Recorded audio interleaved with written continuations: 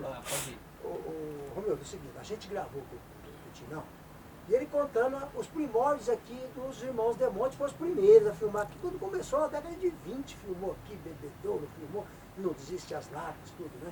Depois eu vou fazer também, na sequência, falando até chegar num buraco, que da década de 20 não existe mais esses filmes, a chegada da Cometa Filmes, que foi interessante e tal, Rio Preto. Mas a pergunta é a seguinte, você lembra do o primeiro filme de ficção feito em Rio Preto?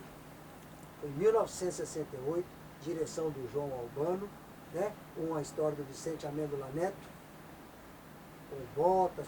Eu queria que você lembrasse o seguinte, primeiramente, a sessão de cinema onde foi feito, como que é, o que aconteceu na sessão?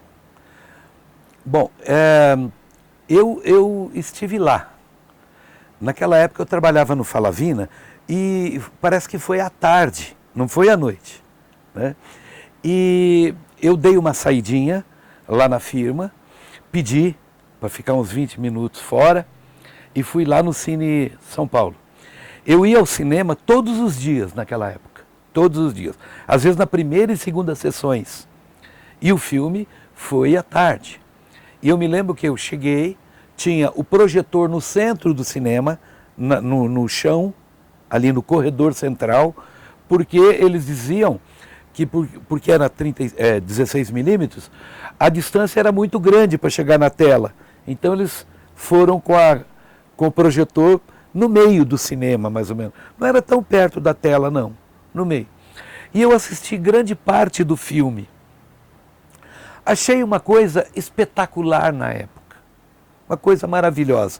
O que eu queria dizer como comentário é mais ou menos assim.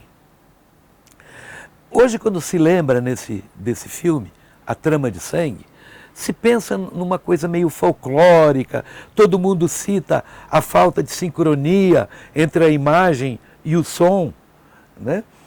Mas, na verdade, não é uma coisa folclórica, foi uma coisa heróica se fazer um filme em 1968 aqui em São José do Rio Preto. Foi uma grande façanha daqueles meninos, daqueles jovens que eram mais velhos que eu, obviamente. E eu conseguia ver sob esse prisma, não de uma coisa folclórica, de todo mundo dando risada, mas de alguém, de um grupo que consegue fazer um filme, um filme de ficção, um bang bang, né? Fora do eixo Rio-São Paulo, no interior, né? E que para nós aquilo era motivo de um grande orgulho. Por isso que esse filme foi uma grande façanha, né? Estavam na época da moda, né, o ciclo de filmes nordestino, principalmente do Cangaço, que começou em 1953 com o Cangaceiro, que ganhou o prêmio no Festival de Cannes, e depois uma outra série grande de filmes, né, do ciclo do Cangaço, né, e que tinha também uma estética meio da precariedade, que o Glauber Rocha veio denominar como o cinema da fome, a estética da fome. Depois, isso foi 50 até meados de 60, depois no começo, na metade de 60, surgiu aquela maravilhosa trilogia do Sérgio Leone, né? Por uns dólares a mais, por um punhado de dólares, aquele outro que chama, parece que o Bonito, o Feio e o Malvado, eu não me lembro o nome, Três Homens em Conflito, né?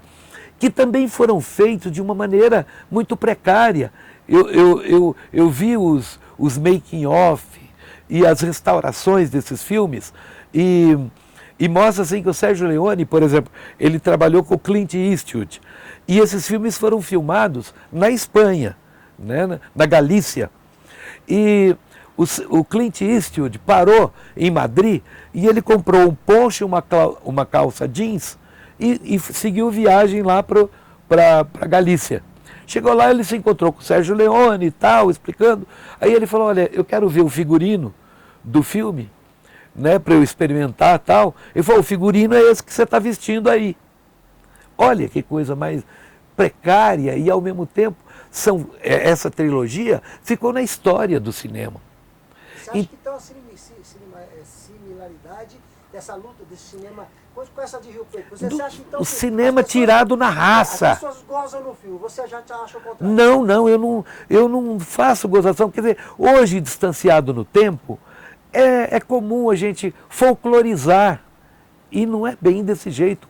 O filme foi um grande momento épico da história cultural de São José do Rio Preto, unindo pessoas muito, né, poeta, o João Amêndola Neto, né, gente que tinha câmera de cinema, né, pessoas do grupo teatral rio-pretense, do GTR, no caso do Roberto Toledo, no caso do Antônio Carlos Botas, que é também gente do rádio, né?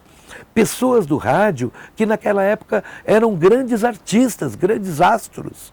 Não é como hoje, que a imagem e o áudio e o vídeo estão assim muito, um pouco colocado como vulgares. Naquela época não, um cara do rádio, ele era preponderante na cidade, ele era a voz cultural da cidade. Então reuniram poetas, ao mesmo tempo músicos, né? Tinha músico, como é que ele chama? Fernando Ziroldo, que era um grande violonista, né? Gente do rádio, gente de cinema, tudo. Pegou a nata daquele momento para se fazer este filme. Então esse filme é um momento glorioso da história cultural da nossa cidade. Agora uma outra pergunta, agora sim, a pergunta é diferente. Porque você faz da sessão, como é que foi aquela... Porque foi constrangedor, né, a sessão.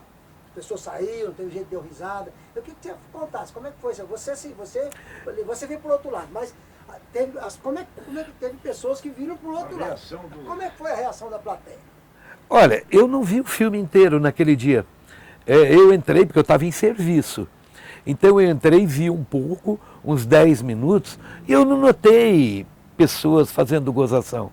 Sinceramente, não notei. Porque, fora o eixo hollywoodiano do cinema, o cinema que a gente via era um pouco precário. Os filmes do Zé do Caixão, os filmes do Mazzaropi que a gente via, mesmo alguns filmes franceses, os filmes do neorrealismo italiano, né, tinha um pouco essa cara de gente como a gente. E esse filme era um pouco assim. Então, não é que eu não vi por um prisma diferente. Eu não notei, naquele dia, as pessoas fazendo gozação. É claro que houve um certo constrangimento, eu imagino, das pessoas que realizaram o filme, porque eles queriam o mais perfeito possível. Por quê? Porque a nossa visura, o nosso olhar é acostumado com o olhar de Hollywood.